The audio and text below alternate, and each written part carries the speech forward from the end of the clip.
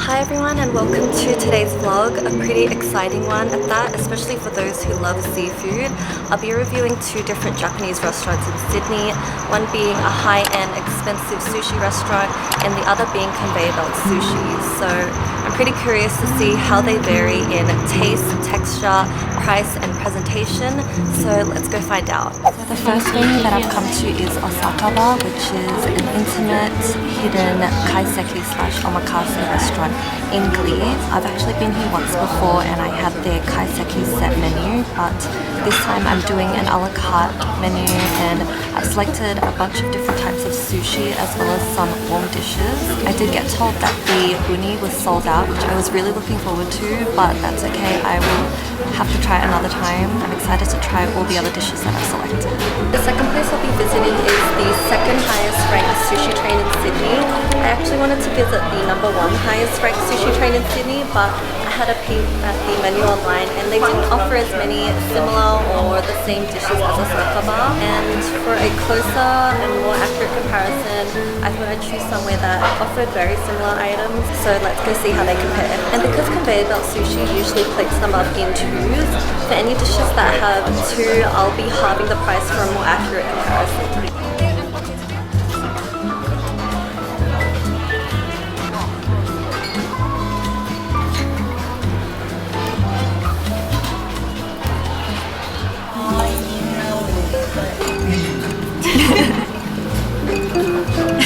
I got a lemon sour.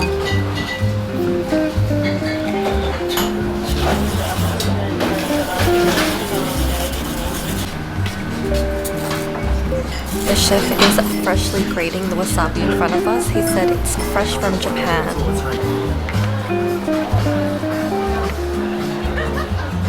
The wasabi here doesn't come freshly grated, or I don't know, but at least it doesn't come in those little individual packets, so I've just scooped myself a little bit and popped it on my plate. I do have a bit of the packet ginger though, just as a palate cleanser.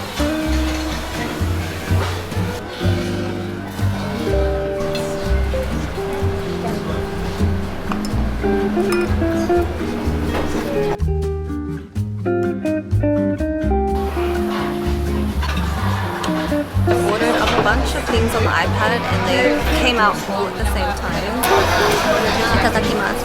So round one is the octopus, also known as taco, and interestingly it can be prepared in various different methods depending on the restaurant and the chef. It can be cooked in the nigiri or served raw in a maki or whatever, but either way it's a delicacy. This one looks like it's slightly seared.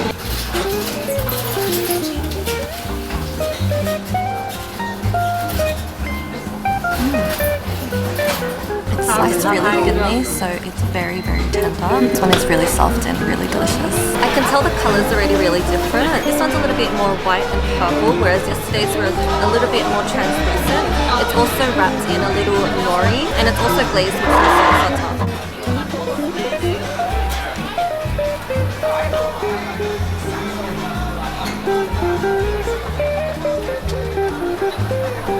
So the reason I think it's cooked is because when it's cooked, it can leave a little bit of a rubbery texture. This one took a little bit more effort to chew, and it also didn't come with wasabi inside already. The sauce on this does complement it really well. The rice itself was also a little bit of a different texture. Although they're both sushi rice, yesterday's one was a little bit more moist and sweeter.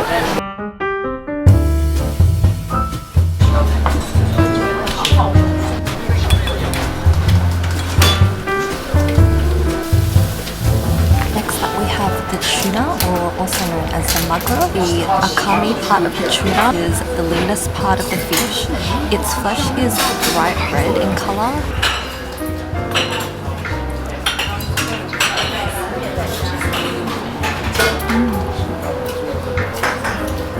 The texture of the fish is firm but not chewy. It actually almost dissolves on the tongue, so it's really tender, even though it's the leanest part of the fish.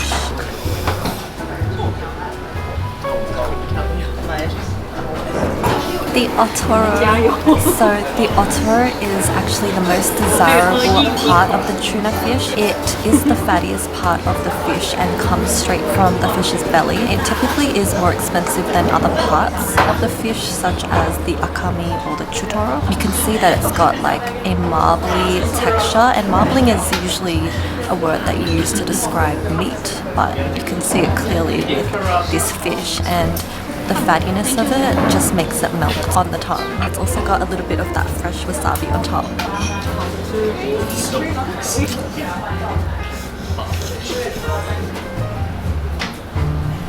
The fattiness is super buttery and melty. It is so delicious. It's got such a nice texture to it. Very, very decadent. Just watching the chef's technique to mold the fish on the rice is just so fascinating to watch. Northern Bluefin Tuna Otoro. This next one is another cut of otoro, but it's from the northern bluefish tuna. It doesn't have a distinctive marbling to it like the previous one. The color itself is a little bit brighter than the last one, but also looks very fatty.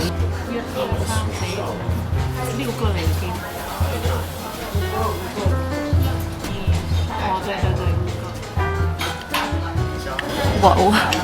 The best way I could describe it is like butter. It just melted on my tongue and super rich in flavor.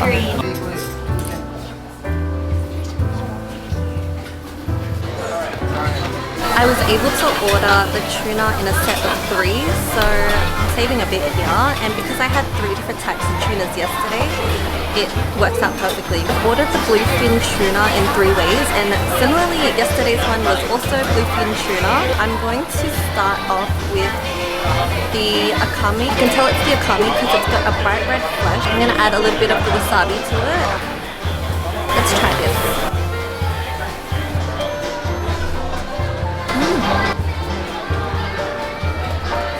It actually tastes really fresh here. It's got a really nice bite to it without being too soft and too firm. I actually really like this one. And because I added the wasabi, it actually really enhanced its flavor. This next one is kind of a medium reddish pink. It's not as light as the most marbled one, which leads me to think that it's chutoro. The chutoro can be found on the belly and back of the tuna fish. It's a medium fatty part of the fish, which gives it a nice blend between meaty and fatty. So let's try this out. It's already got some wasabi on it, but because of the texture, it makes me think that it might be the one from the packet. I'm going to remove this, and I'm going to add some of that grainy one that I had on the side. It also doesn't come with any glazed sauce, so what I might do is just add a bit on top.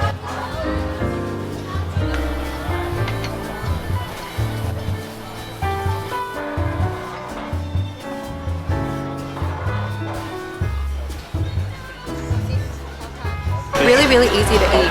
I actually really like that part. It's not too fatty and it doesn't make you feel gross or sick after eating it. This next one has a distinctive fat marbling to it, so you can tell it's the otoro. I'm really excited to see how this one compares. Let's add a little bit of that wasabi.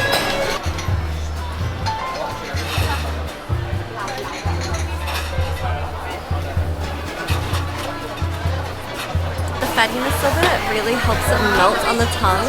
It isn't as melty as yesterday's one. That one literally dissolved immediately. This one, I did have a bit of a chew to it, but you can tell it's really good quality and very fresh.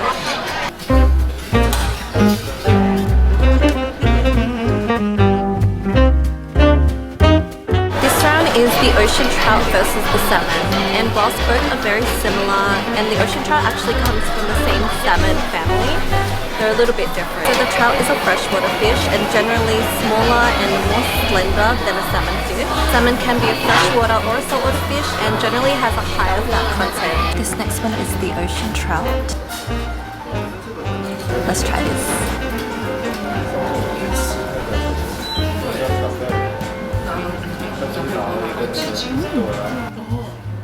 The trout itself had a very luxurious buttery taste to it. The texture was a little bit on the firmer side, but still very silky and smooth. I'll be trying the salmon nigiri here, which is probably, I would say, the most commonly found sushi that you can find at Conveyor-Belt Sushi. We'll add a little bit of the wasabi to it and a bit of the shoyu.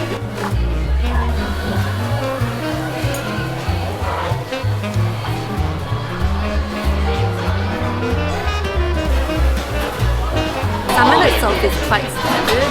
I feel like Australian seafood is already very high quality, so it's still going to be good, but in terms of taste and texture, I do prefer the ocean trout. This one was pretty standard. I feel like I can get this whenever. Also, another thing I should point out is the ratio between the rice and the sashimi. I feel like just now I got like a really big mouthful of rice and it took away a little bit of the taste of the sashimi itself.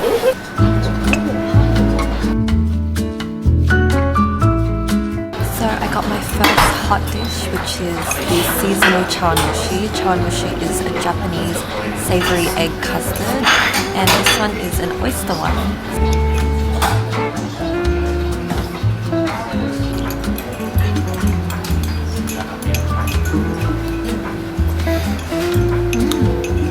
There's also little bits of ikura on top. Let's try the oyster. Wow, it's very fresh. The egg is super fluffy but also very silky, and it's got a very nice umami flavor to it. The broth that it's mixed with has a bit of a seafood taste to it, but also not too fishy. It's very subtle flavor profile. I had to make a few substitutes because not everything on the menu was the same as yesterday. So for the hot dishes, instead of chawanmushi, I ordered their ara juro miso soup. So it's a seafood-based miso soup. I can see there are clams and other maybe like crab meats in here. It's very, very fragrant. It smells delicious. It's got a nice seafood scent to it.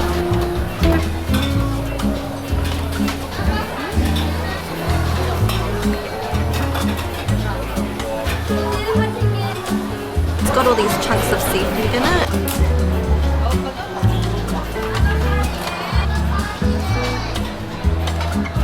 It's actually all different types of cooked fish, and it must be just like leftover fish that they chuck into a broth, but actually tastes really good.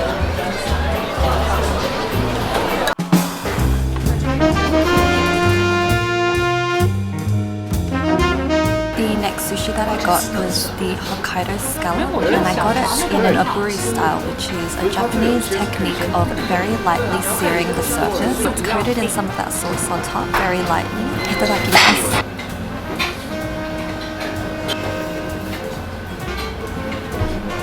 Oh my god, that is so good. It literally disappeared on my tongue. The best way I could describe it was that it was just explosive in flavor and just super sweet and creamy and delicious. Hokkaido scallops are known for their large size and their meatiness and their sweet taste. They're actually considered a luxury in Japanese cuisine. It only just said scallop, so I'm not too sure where exactly it's harvested from.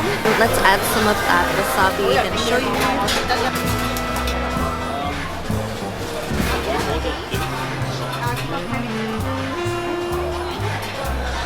The texture is super bouncy and buttery.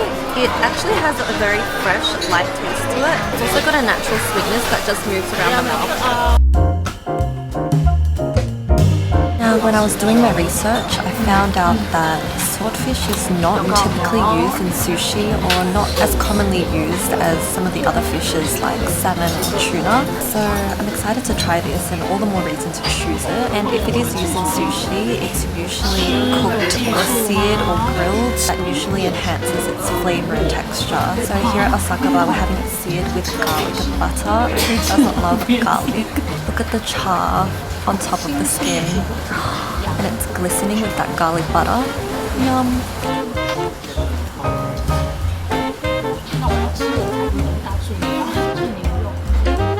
I think out of all of the dishes tonight, the texture on this one was my favorite. The outer edge of it was super crispy, and then the meat itself was juicy and just exploded in my mouth. It also absorbed all of that garlic butter, which added a really, really nice flavor to it and made it very Moorish. So when I was editing, I was wondering why I didn't film my reaction to the swordfish, and that's because I didn't order it because it was sold out that day. So I came back, I got the swordfish, and I also got the cuttlefish because it was in stock. So let's try it out. It had a nice firmness to it, and you can tell it's very, very fresh, and it was also made fresh to order, so very, very delicious.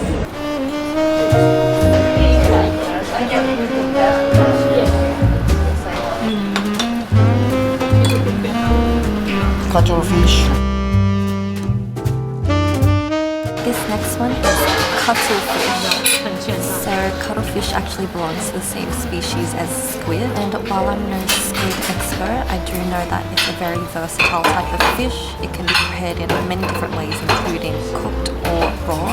So it looks like we're having it raw.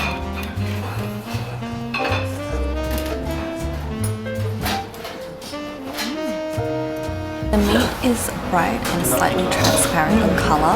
The flesh itself is quite chewy and a little bit slimy, but in a good way. And it offers a slight sweetness to it, and it's actually very, very pleasant to eat. So far, very, very good. The next substitute I had to make was cuttlefish, which they sold out of. So instead I ordered this, and it's called subugai.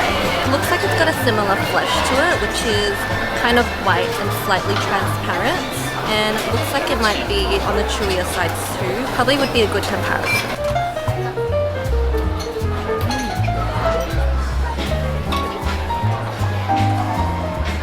The meat itself is chewy, but it's more on the crunchy side. It kind of reminds me of like pickled ginger or something. It's got that crunch to it. Look at the colouring on this.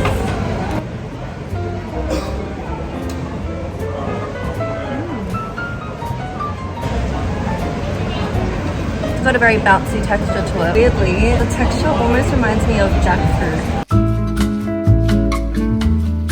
I got my next hot dish of the night, and this is the black cod cured in sago miso. And I'm excited to try this because I love miso cod. And it's got a mash or puree at the bottom of it and some pickled vegetables on the side. Try the pickled vegetable first. So this is the cod, and it's slightly seared on top.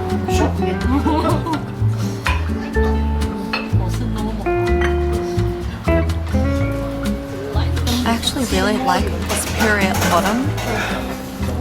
I'm a big fan of this miso paste that's on top of it. It offers a really nice umami flavour to it. The texture itself is perfectly cooked. The combination goes so well together. For my next hot dish, I got the octopus karaage. Karaage is a Japanese method of deep frying. I usually get chicken karaage when I go to Conveyor-Belt Sushi, so very curious to see how the octopus is cooked, whether or not it's going to be chewier or if it's going to be nice and tender. It also comes with some Japanese mayo on the side. Not overcooked, it's super juicy. When I bit into it, the juices just exploded in my mouth.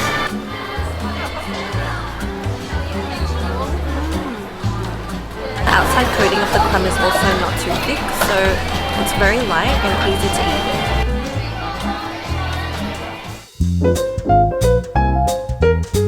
The next thing that I ordered is the cup serve salmon roe. Salmon roe, ikura, red caviar, however you want to call it. It is truly a delicacy in Japanese cuisine. The Japanese practice of preparing ikura is to marinate it in either soy sauce or sake mirin or some type of salt.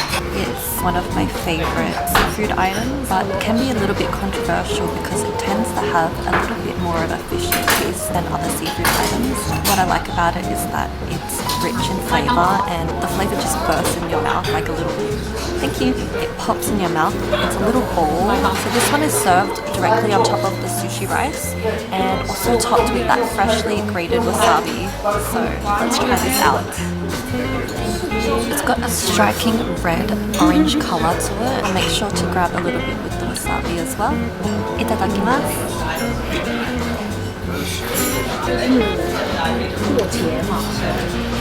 It's got a very salty, rich umami flavour to it, but also a slight sweetness. How do you know us? May I finish? Yes, thank you. So fresh. So this one, instead of being served in a cup, it's wrapped with some nori, which I actually do prefer just to eat it all in one bite.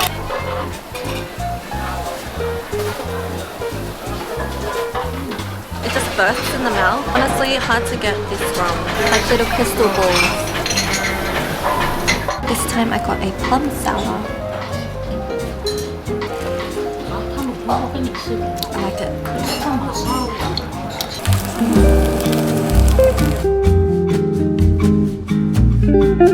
Emperador fish. So Emperador is one of Australia's most highly regarded food fish, and the chef said this is straight from the Sydney fish market. He's lightly seared on top, aburi style. It's got a silvery pink colour on the flesh. I'm excited to try this one.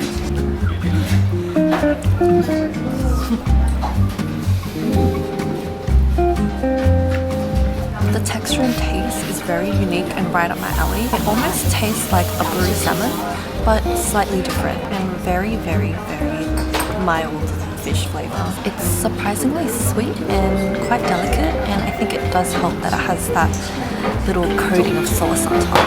I also swapped out the Emperador fish for the Red Emperor. I guess they're both red fishes on the outside, so probably the closest comparison I could get. It's got a slightly sweet taste to it, but a very unique texture, so it's a little bit chewy. But I don't know if that's because it's not as fresh. I don't know. It was okay.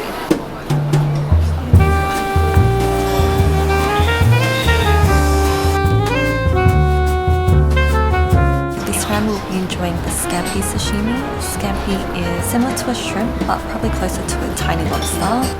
Look at that. And Osaka Bar is offering it with the French foie gras. So foie gras is the French term for fatty liver, and is essentially what it translates to. So it's a traditional technique of pretty much force feeding duck and geese to fatten their liver. Let's enjoy it together.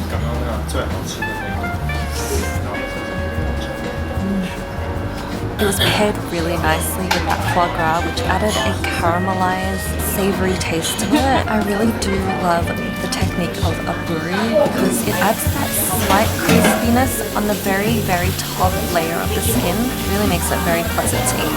This scampi does not have foie gras, but it does have the head on the side. Oh, I added some shoyu to it.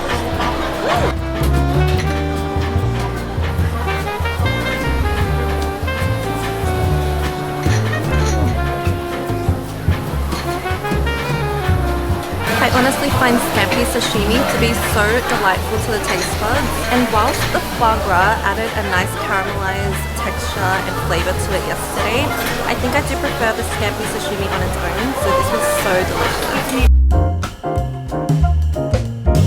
Down to my last sushi of the night, and this is the grilled unagi. So unagi, or freshwater eel, is one of my favorite seafoods ever, and that's due to its high fat content, which makes it very indulgent and very buttery and creamy, especially when char grilled.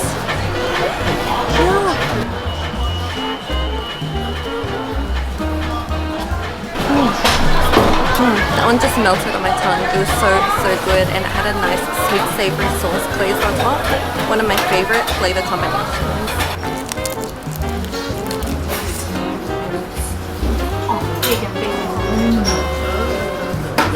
Wow, it's like super caramelized. It's paired with a sweet and savory sauce and wrapped in this crispy nori seaweed. It's been char grilled, so it has like a nice smoky flavor to it as well.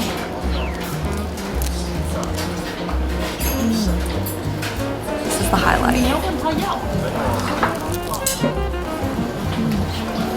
So good. Overall, very delicious. Highly recommend this one. I ended up getting kicked out because I reached my 1 hour limit. So altogether we went through 14 different rounds of sushi at each of the restaurants, and whilst there was a gap in terms of the presentation, taste, experience altogether, I did thoroughly enjoy both, and I would recommend it to anyone that's in Sydney. So thanks for getting through this video, and I will see you guys in the next.